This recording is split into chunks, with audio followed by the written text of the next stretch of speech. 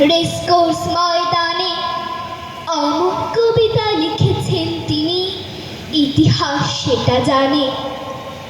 দোলায় তো সেই জনসমুদ্রে জনতার উদ্দেশ্যে ছুড়ে দিয়েছেন কবিতার বাণী প্রিয় বন্ধুর বেশে।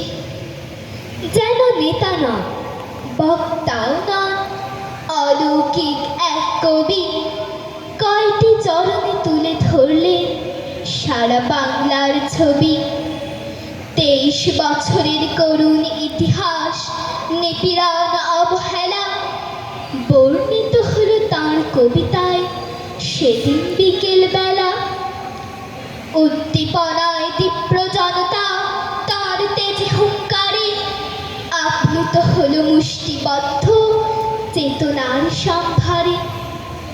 কবি লিখলেন অমর কবিতা, এবারের সংগ্রাম এই বাঙালির স্বাধীনতা আর মুক্তির সংগ্রাম।